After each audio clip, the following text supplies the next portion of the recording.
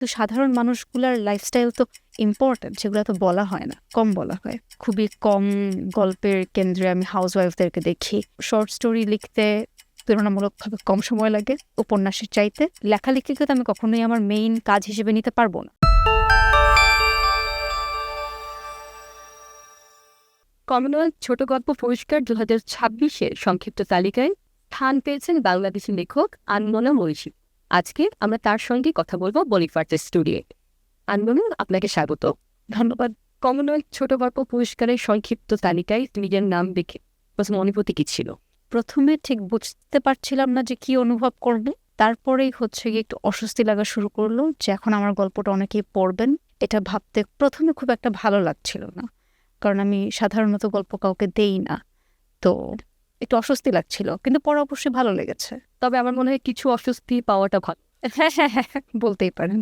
আপনার গল্পটির নাম এমএসকিউলিন ফেস। জি নিশ্চয়ই এই গল্পের পেছনে গল্প আছে, জি। কিন্তু আমি আপনার কাছে বিশেষভাবে জানতে চাই এই নামের নামকরণের প্রেক্ষাপটটি। আচ্ছা, তো আমি আসলে খুব একটা ভালো নাম দিতে পারি না কোনো কিছুরই। তো এই গল্পটা শেষ করার পরে আমার এক বন্ধুকে আমি দেখিয়েছিলাম, যে আমাকে বলল যে এই গল্পটা কমনওয়েলথ শর্ট স্টোরি কম্পিটিশনে দেওয়ার মতো একটা গল্প। তো আমি ভাবলাম যে আচ্ছা, ঠিক আছে, দিয়ে দেখি, ক্ষতি তো নেই। পরে দেওয়ার সময় দেখি ওরা আবার একটা গল্পের নামও চায়। তো আমি ওকে বললাম আমি তো কোনো নাম ঠিক করিনি, তো আমি কি নাম দিব? তো বলল যে গল্প থেকেই 3টা শব্দ উঠিয়ে বলল যে ম্যাসকুলিন ফেস্ট, এইটা ভালো লাগছে গল্পের টাইটেল হিসেবে। দিয়ে দিলাম। আমার কাছে মনে হয় যে গল্পটা পড়লে এটা আরো ভালো মতো বোঝা যাবে যে এটার সিগনিফিকেন্সটা কি। কিন্তু আমার কাছে মনে হয় যে গল্পের মধ্যে প্রায় হিউমার আছে গল্পটাতে, যদিও গল্পটা খুব একটা হাসির কোনো গল্প না, গল্পটা কষ্টের, কিন্তু হিউমার আছে। সো আই থিঙ্ক যে ওই হিউমারটাকে একটু হলেও ইনভোক করে এই টাইটেলটা। স্যাটার বলতে পারেন হালকা, আই উড সে যেটা মোর আইরনিক একটু, কিন্তু মানে আইরনিটাও একটু সাটল আর কি। এই গল্পের স্পয়লার ছাড়া কি সামান্য কোনো প্রেক্ষাপট বা এই গল্পের পেছনে আপনার ভাবনা কি ছিল সেটা? আচ্ছা, গল্পের পেছনে ভাবনাটা ছিল মূলত এইরকম যে 1950 সালে একটা মেয়ে, যে তার বাড়ির ছোট মেয়ে, সবার আদরের, তার হঠাৎ করে যখন বিয়ে হয়ে যায় একটা বাড়ির, এবং সে হঠাৎ করে একটা বাড়ির বড় বউ হয়ে যায়। তো এই যে ছোট মেয়ে থেকে বড় বউ হওয়ার যে ট্রানজিশনটা, অলরেডি তো মেয়ে থেকে বউ হওয়ার ট্রানজিশনটাই তো হচ্ছে কি আপনি অনেক দায়িত্ব আপনার কাছে হুট করে এসে পড়ে। যখন আপনি ছোট মেয়ে থেকে বড় বউ হন, এটাতে আরো বেশি একটা কি বলবো, মিলে না একেবারে আগের অভিজ্ঞতার সঙ্গে পরের অভিজ্ঞতা। তো তখন দেখা যায় অনেক ধরনের নতুন সত্য আপনার জীবন আসতে থাকে, সেই সত্যগুলোকে আপনার ডিল করতে হয়। তো সেটাই ছিল মূল কাহিনীটা। মানে আপনি জিজ্ঞেস করতে পারেন যে 1950 সালের একটা মেয়ের কেমন লাগতো বা ওই সময় কাহিনীটা কেমন ছিল, সেটা আমি জানলাম কিভাবে? সেটা আমি জেনেছি আমার দাদুমণির কাছ থেকে। তো আমার দাদুমণি, উনি গল্প বলতে ভালোবাসতেন, উনি লিখতে ভালোবাসতেন। তো ওনার লেখা একটা আর কি আত্মজীবনী আছে। ওই আত্মজীবনীটার নামও খুব মজার। সেটা হচ্ছে গিয়ে যে এক সাধারণ মহিলার আত্মজীবনী। তো আমার কাছে এটা খুব মজার লাগে, কারণ এটা ওই সময়ের আসলেই তো মানে সাধারণ একজন মহিলাই তো। আমরা সবসময় তো অসাধারণদের কাহিনী শুনি, কিন্তু সাধারণ মানুষগুলার লাইফস্টাইল তো ইম্পর্টেন্ট, সেগুলো তো বলা হয় না, কম বলা হয়। ওইখান থেকেই আমি গিয়ে বুঝতে পেরেছিলাম যে ওই সময়ের আবহাওয়াটা কিরকম ছিল, ওই সময় মানুষজন। সো যাই হোক, এটাই। সেই 1950-এর এই যে আবহ, সেটা কি কোনোভাবে এখনো প্রাসঙ্গিক মনে হয়? না, তা তো অবশ্যই। মানে আমরা তো মানে সৃষ্টির শুরু থেকেই যেরকম আছি, অনেকটা তো সেরকমই আছে। আমাদের ক্ষুধা পায়, আমরা খাই, খারাপ লাগে, আমরা কান্না করি। কিন্তু সেই সামাজিক আবহ, সামাজিক আবহটা অবশ্যই এখনো প্রাসঙ্গিক আছে, কারণ ধরেন যেটা বললাম যে বাড়ির ছোট মেয়ে থেকে বড় বউ হওয়ার যে, তখন হয়তো বা সেই পার্থক্যগুলো অনেক বেশি দেখা যেত, মানে চোখে ধরা পড়তো। এখন সেগুলো একটু কম চোখে ধরা পড়ে।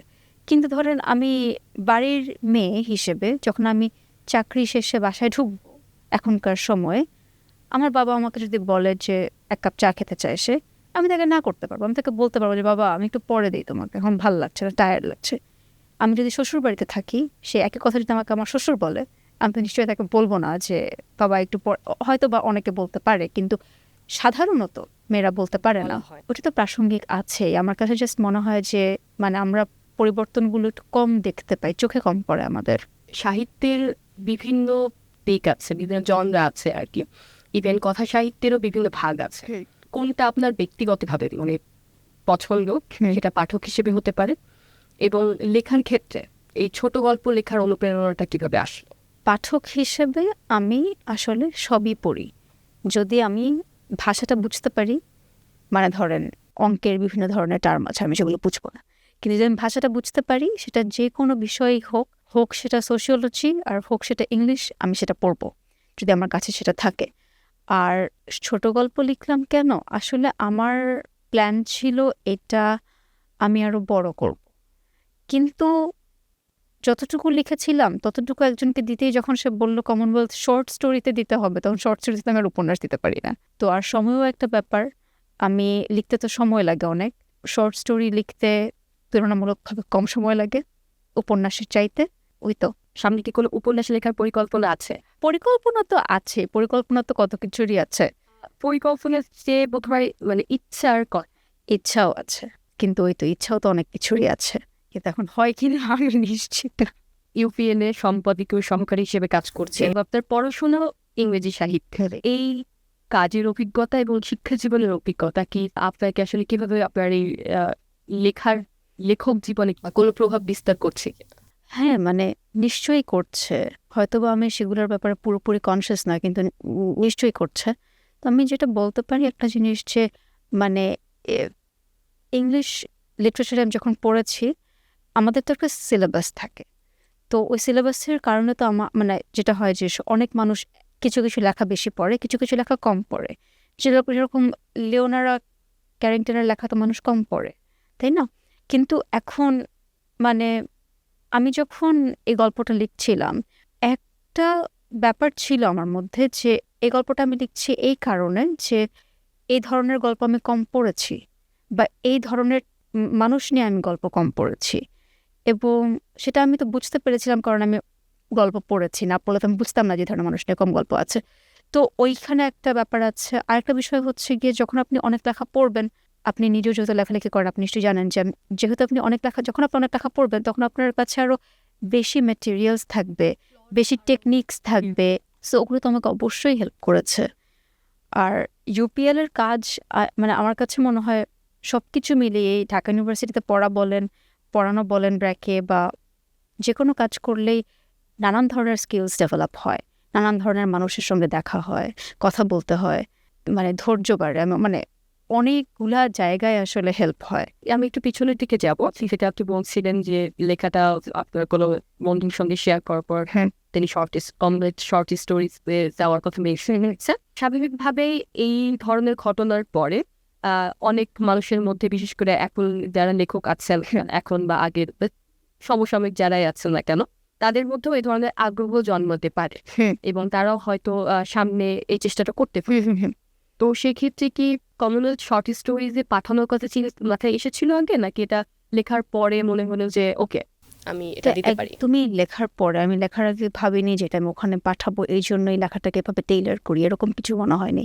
আমার মনে হয় একই সঙ্গে যারা লেখক আছেন তাদের মনে তাদের এরকম আকাঙ্ক্ষা জন্মাতে পারে।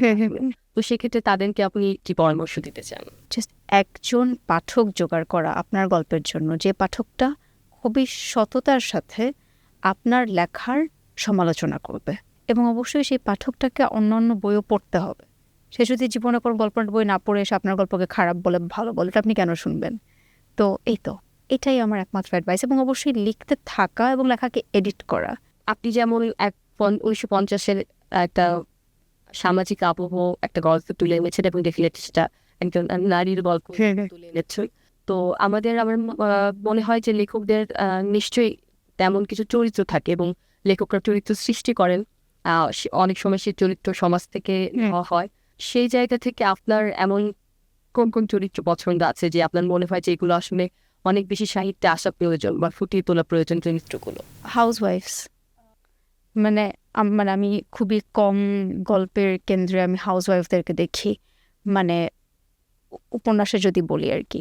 কারণ আমার কাছে মনে হয় যে মানে থাকে ওনারা, কিন্তু ওনারা বেশিরভাগ সময় পেরিফেরিতে থাকে। কিন্তু আমি আমার সারা জীবনে আমি আমার মাকে দেখেছি, যাদেরকে আমরা হাউসওয়াইফ বলি আর কি, যারা বাসায় কাজ করে, বাসায় থাকে, বাসাটাকে মেইনটেইন করছে সারাটাক্ষণ, তাদেরকে তাদের নিয়ে গল্প খুবই কম হয়। আমার মা কবিতা লিখতে ভালোবাসেন, আমার মা লিখতে ভালোবাসেন, কিন্তু মানে আমার মার সত্যিকারের রিফ্লেকশনকে আমি কোনো বইয়ে পর্যন্ত পেয়েছি, বা আমার মা যে ছোটবেলা থেকে মানে আইদার আমরা তাদেরকে মা হিসেবে পাই একদমই, যে হ্যাঁ মা, বা হচ্ছে গিয়ে শাশুড়ি, কিন্তু স্টিল তারা পেরিফেরিতে থাকেন, তারা কখনোই গল্পের সেন্ট্রাল ক্যারেক্টার খুবই কম।